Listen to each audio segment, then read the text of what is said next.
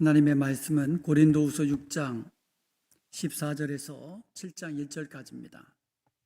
함께 봉독합니다. 너희는 믿지 않는 자와 멍에를 함께 매지 말라. 의와 불법이 어찌 함께하며 빛과 어둠이 어찌 사귀며 그리스도와 벨리알이 어찌 조화되며 믿는 자와 믿지 않는 자가 어찌 상관하며 하나님의 성전과 우상이 어찌 일치가 되리요. 우리는 살아계신 하나님의 성전이라.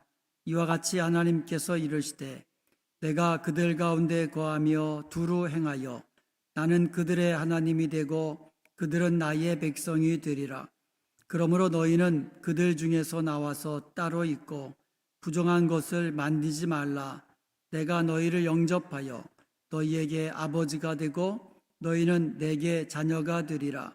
전능하신 주의 말씀이니라 하셨느니라. 그런즉 사랑하는 자들아, 이 약속을 가진 우리는 하나님을 두려워하는 가운데서 거룩함을 온전히 이루어 육과 영의 온갖 더러운 곳에서 자신을 깨끗하게 하자. 아멘.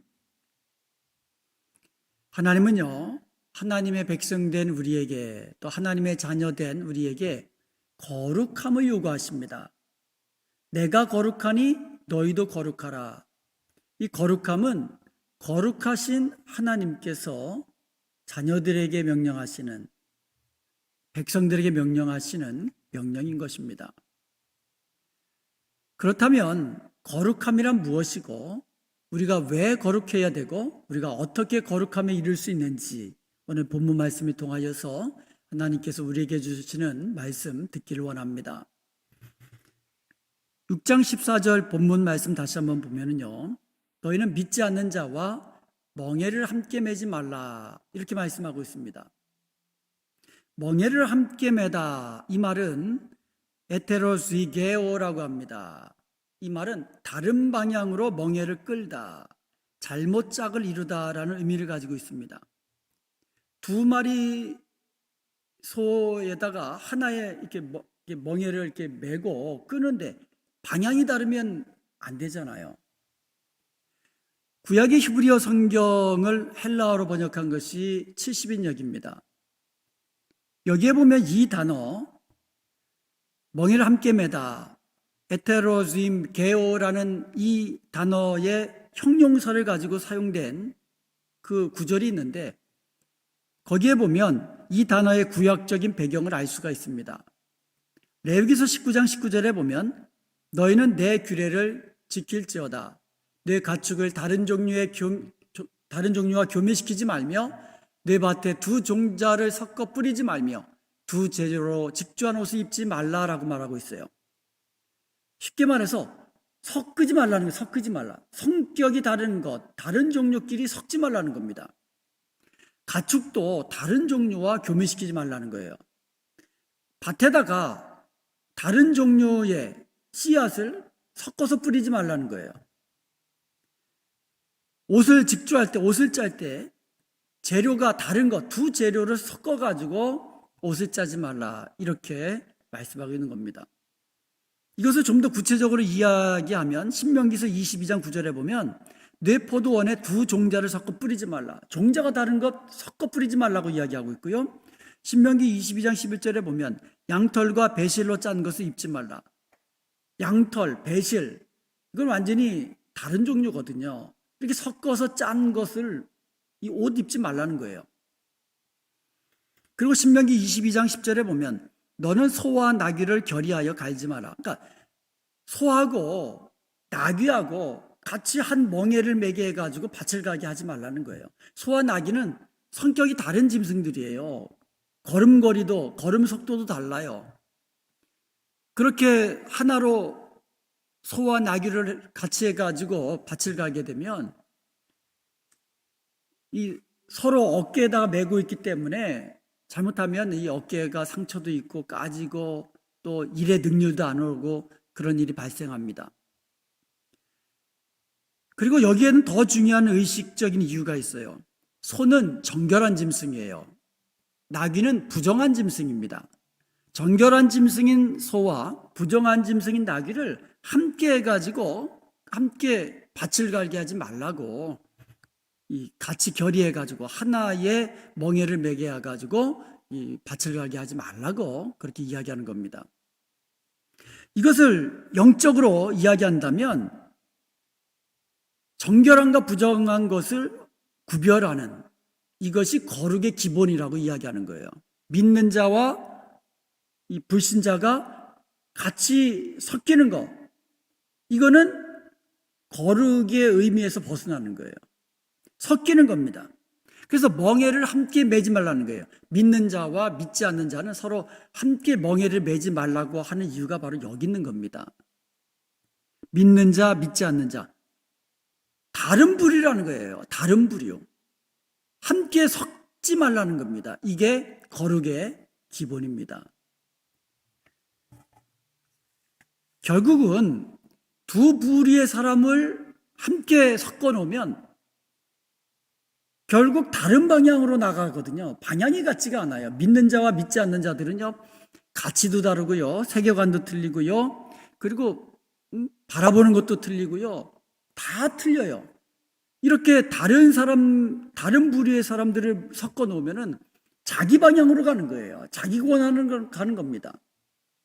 그렇기 때문에 바울은 고린도 교회 성도들로 하여금, 그리고 오늘날 우리로 하여금 세속적인 문화, 세속적인 가치관에 빠져 있는 이 세상과 분리될 것을, 섞이지 말 것을 명령하고 있는 겁니다. 이게 거룩이에요.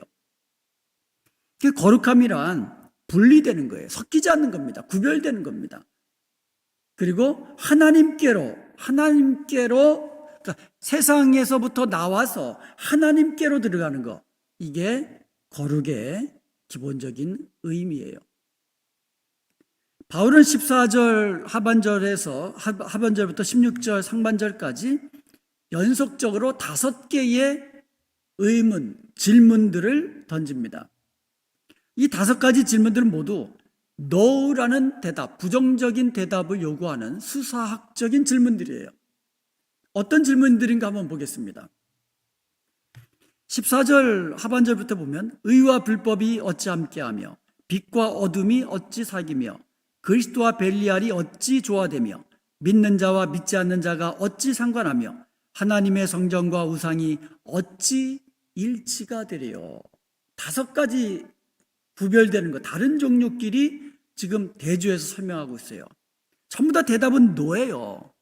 의와 불법이 어찌 함께 사귀겠느냐? 안 된다는 거예요. 빛과 어둠이 어찌 사귀겠느냐? No, 안 된다는 거예요. 그리스도와 벨리알이 어떻게 조화가 되느냐? 안 된다는 거예요. 여기서 벨리알이라는 것은 성경에 유일하게 여기만 등장하는 단어예요. 히브리어 벨리알에서 변이된 단어로서 무가치함을 의미하는 거예요. 그래서 여기서는 사탄과 같은 의미예요. 하나님을 대적하는 무가치한 세력, 사탄을 의미하는 그 같은 단어라 이렇게 보면 될 것입니다. 신자와 불신자가 함께 멍에를 맨다는 것은 그리스도와 사탄이 조화되지 않는 것처럼 결코 함께할 수 없다, 조화될 수 없다라는 것을 이 의문문을 던짐으로써, 질문함으로써 더 그 의미를 강조하고 있는 거예요. 하나님의 성전과 우상이 어찌 일치가 되리요? 당시의 신자들이요, 불신자들과 교제하게 되면 치명적인 어떤 위험에 노출되는 그런 이 상황이 있습니다. 그게 뭐냐면 우상을 숭배하거든요. 당시 세상 사람들은 우상 숭배가 만연했습니다. 그런데 그 우상 숭배는요, 이 성적으로 문란한 이와 같은 삶, 무절제한 삶, 문란한 삶과 또 연결되어 있거든요. 그래서 당시 신자들은 불신자들과 섞이지 말라 그러는 거예요. 고린도 교회 성도들에게 불신자들과 섞이게 되면 우상 숭배하게 되고, 그리고 성적으로 문란한 이런 삶을 살게 되기 때문에 저들과 섞이지 말라 이렇게 명령하고 있는 겁니다. 바울은 16절에서 우리는 살아계신 하나님의 성전이라고 이야기합니다. 하나님이 함께 하시는, 하나님이 거하시는 성전된 우리가 어떻게 우상과, 어떻게 하나님을 대적하는 우상과 같이 할 수 있겠느냐, 그런 의미예요. 함께 할 수 없다, 그럴 수 없다라는 이것을 강조하면서 말씀하고 있는 겁니다. 하나님의 성전된 성도들은 마땅히 세속적인 세상과 분리되고 구별되어야 마땅한 것입니다. 자, 그렇다면 한때 이방인이었던 고린도 교회 성도들이 하나님의 성전이 되었다라는 것은 어떤 것을 의미하는 것일까요? 이 두 가지 의미가 있는데요. 첫 번째로는 하나님의 백성들에게 하나님께서 임재하시겠다라는 구약의 약속들이 있습니다. 그것이 고린도 교회 성도들에게 성취되었다라는 것을 의미하는 거예요. 오늘 본문 6장 16절 하반절에 보면은요, 이와 같이 하나님께서 이르시되 내가 그들 가운데 거하며 두루 행하여 나는 그들의 하나님이 되고 그들은 나의 백성이 되리라. 내가 그들 가운데 거하겠다. 이 구약의 약속이 신약에 이르러서 고린도 교회 성도들에게, 그리고 예수님을 믿는 성도된 우리들에게 성취되었음을 알려주고 있는 그와 같은 말씀이에요. 하나님의 성전이다. 너희가 하나님의 성전이다. 하나님의 성전은 하나님이 함께 계시는 곳이거든요. 그러니까 우리가 하나님의 성전이라는 것은 하나님이 우리와 함께 거하시겠다라는 구약의 약속이 우리 가운데 이루어졌다라는 것을 의미하는 거예요. 두 번째 의미가 있습니다. 그것은 뭐냐면 하나님의 백성은 거룩한 삶을 살아야 된다. 하나님의 백성의 주인은 구별된 삶의 방식이 요구된다라는 것을 의미하는 거예요. 17절에 보면 그러므로 너희는 그들 중에서 나와서 따로 있고 부정한 것을 만들지 말라. 그들 가운데 나와가지고 따로 있어라 이거예요. 그리고 부정한 것을 만지지도 말아라. 이것은 이사야서 52장 11절을 인용한 말씀입니다. 이사야서 52장 11절에 보면 이렇게 되어 있습니다. 너희는 떠날지어다 떠날지어다. 거기서 나오고 부정한 것을 만지지 말지어다. 그 가운데에서 나올지어다. 여호와의 기구를 매는 자들이여 스스로 정결하게 할지어다. 여기에 보면은요, 정결케 하다라는 것이 무엇과 연관되어 있어요? 그들 가운데서 나와라. 그들 가운데서 떠나라. 그들 가운데서 따로 있어라. 이와 같은 것이 바로 정결케 되는 자의 모습이라고 말씀하고 있는 겁니다. 하나님의 백성들이 스스로 정결하게 하고 거룩하게 되기 위해서는 그들 가운데서 따로 나와야 돼요. 그들 가운데서 나와서 따로 있어야 되는 거예요. 구별되어 있어야 되는 거예요. 그리고 부정한 것을 만지지도 말아라. 이렇게 말씀하고 있는 겁니다. 이것이 바로 거룩한 하나님의 백성된 성도들에게 요구되는 이 의무예요. 그리고 우리가 거룩하게 하기 위해서는 그들 가운데서 나와야 할 것을 말씀하고 있는 것입니다. 이 명령은 곧 세속 문화로부터 자신을 구별해가지고 정결됨을 계속 유지하라는 하나님의 명령인 것입니다. 바울은 성전된 하나님의 백성들에게 거룩함을 이루라, 거룩하게 살라고 말씀하시면서 다시 친밀한 관계를 약속하는 하나님의 말씀으로 이어갑니다. 그러니까 거룩하라라고 하시면서 또 하나님과의 친밀한 그 관계를 유지하라는 그런 말씀으로 이어간다는 거죠. 이게 연결되어 있습니다. 자, 17절 하반절부터 한번 보겠습니다. 내가 너희를 영접하여 하면서 18절에 이렇게 말씀합니다. 너희에게 아버지가 되고 너희는 내게 자녀가 되리라. 전능하신 주의 말씀이니라 하셨느니라. 18절에서 바울은요, 아버지와 자녀, 아버지와 아들, 아버지와 딸, 이 같은 가족 언어를 사용하고 있습니다. 이전에는 성전 이미지를 사용해 가지고 교회의 정체성에 대해 설명했어요. 교회란 뭐냐? 바로 세상으로부터 따로 나와 가지고 세상과 구별된 하나님의 백성인 정결함을 유지하는 사람들, 이게 바로 성전 이미지예요. 하나님이 함께 하시기 때문에, 거룩하신 하나님이 함께 하시기 때문에 세속적인 가치와 문화를 가진 사람들과 좀 떨어져라, 섞이지 말아라, 이게 교회라는 거예요. 거룩한 무리. 그런데 가족 이미지는 좀 성격이 다릅니다. 교회는 하나님의 새로운 가족이라는 거예요. 그래서 이 하나님과의 친밀성을 강조하는 거예요. 가족 이미지는 아버지와 딸, 아버지와 아들, 더 넓게 말하면 엄마와 아들, 엄마와 딸, 얼마나 친밀합니까? 이런 친밀한 관계를 이 가족 이미지로, 가족 언어를 사용해서 말씀하고 있는 거예요. 그러면서 고린도후서 7장 1절에서 이 모든 지금까지의 말, 오늘 본문 6장 14절에서 18절까지의 그 모든 말을 종합해서 결론적으로 이야기하고 있는 겁니다. 하나님의 성전된 성도들, 하나님의 자녀들, 아들이요 딸된 그와 같은 하나님의 자녀된 성도들은 어떻게 살아가야 될 것인가를 종합적으로 결론적으로 말씀하고 있습니다. 7장 1절 한번 보겠습니다. 그런즉 사랑하는 자들아, 이 약속을 가진 우리는 하나님을 두려워하는 가운데서 거룩함을 온전히 이루어 육과 영의 온갖 더러운 것에서 자신을 깨끗게 하자. 그런즉, 결론적으로 이야기하는 거예요. 지금까지 이야기한 것을 종합해서 결론적으로 이야기하고 있는 겁니다. 그러면서 이 약속을 가진 우리는 이라고 이야기합니다. 이 약속이 뭐예요? 하나님이 임재하시고 하나님이 그들의 아버지가 되어주시겠다는 그 약속이거든요. 예수님을 믿는 성도들에게는 하나님이 함께 하신다는 거예요.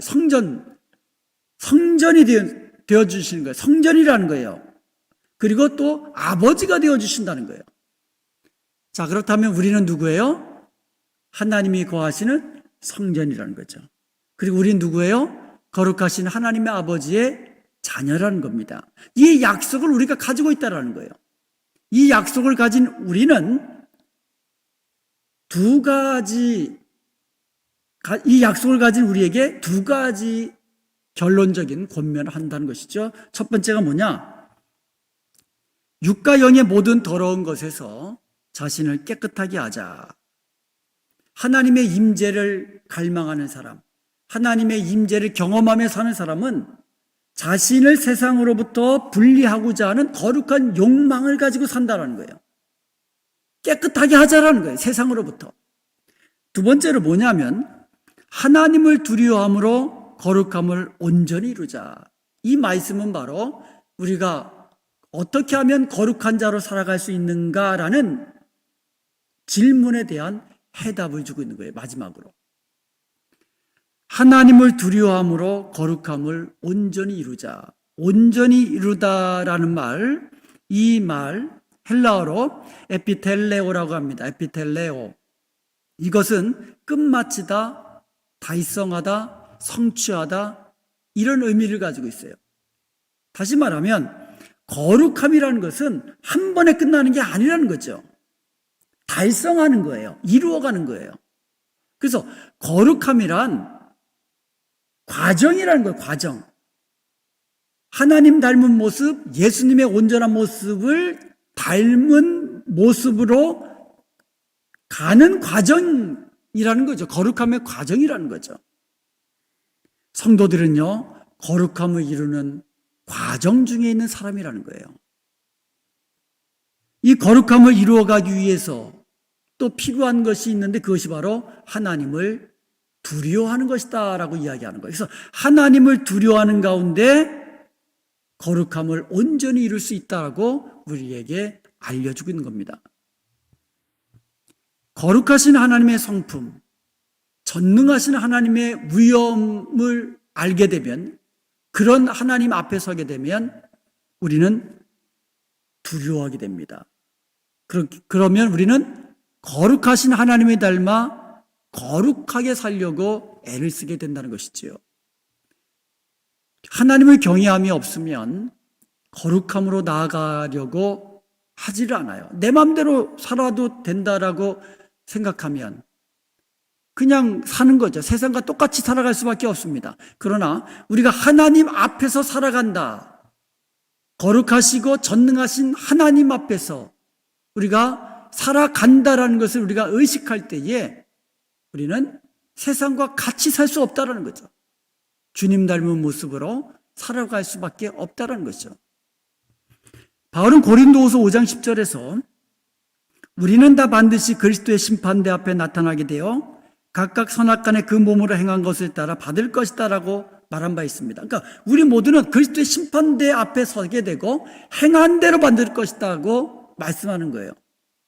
그리고 5장 11절에서 바울 자신도 주의 두려움을 알기 때문에 권면한 것이라고 이야기합니다.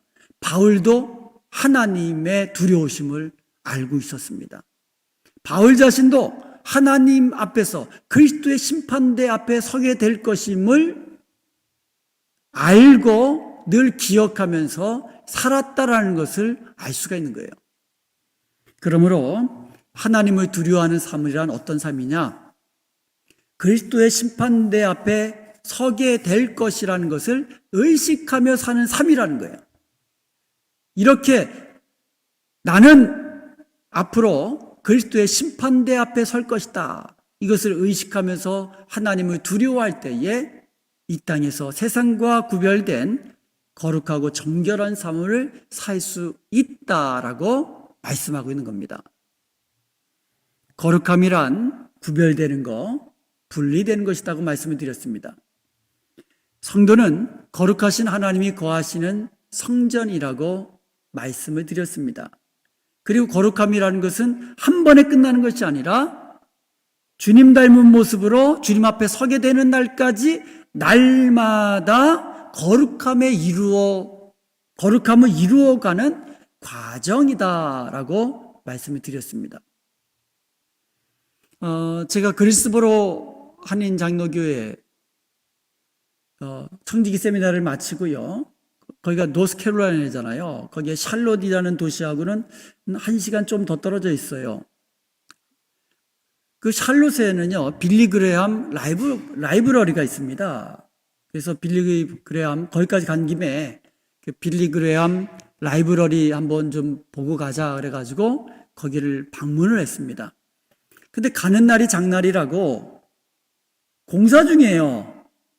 그래서 그 안에 보지를 못하고 그 대신 이제 밖에를 이제 둘러봤는데 그 기념관 오른쪽에 그 묘지가 있어요.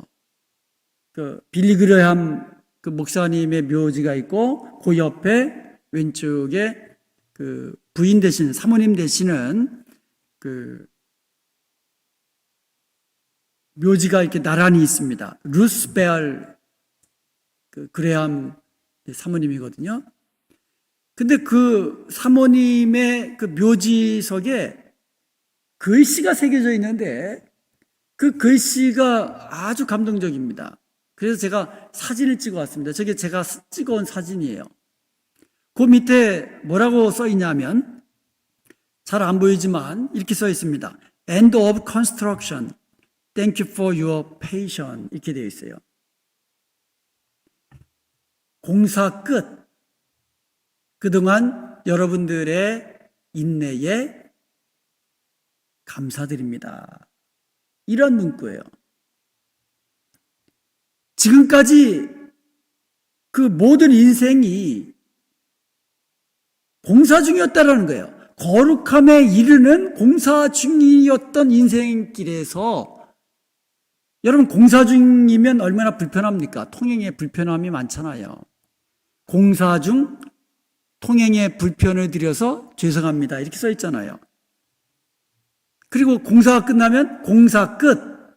그동안 불편을 참아주셔서 인내해 주셔서 감사드립니다. 이런 문구가 있잖아요. 바로 그것을 본 그 그레엄 여사님이, 사모님이 자기 무덤 앞에 저 문구를 새겨달라고 그렇게 유언으로 남긴 거예요.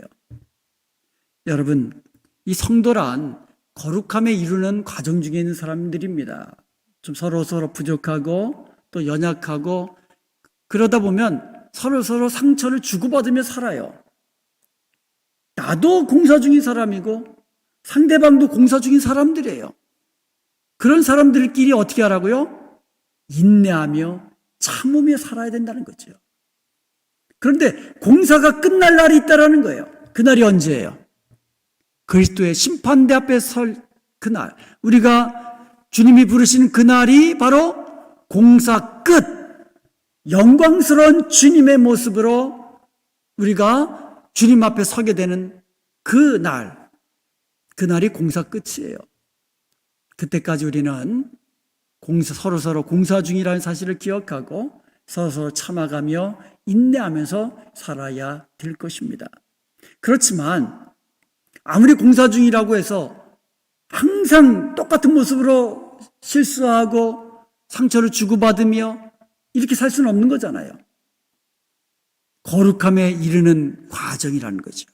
오늘보다는 내일이, 내일보다는 모레가, 올해보다는 내년이 좀 더 주님 닮은 모습으로 변화되어가는, 이루어가는, 거룩함을 이루어가는 저와 여러분이 되어야 될 줄로 믿습니다. 그러기 위해서 우리에게 필요한 것이 하나님을 두려워하는 거예요. 하나님 앞에서 사는 것처럼 살아가고 그리스도의 심판대 앞에 서게 달라를 기억하면서 살아갈 때에 우리가 말 한마디, 또 생각하는 것 하나, 행동하는 하나하나가 바로 주님 닮은 거룩한 모습으로 거룩함에 이루어가게 될 줄로 믿습니다. 기도하겠습니다.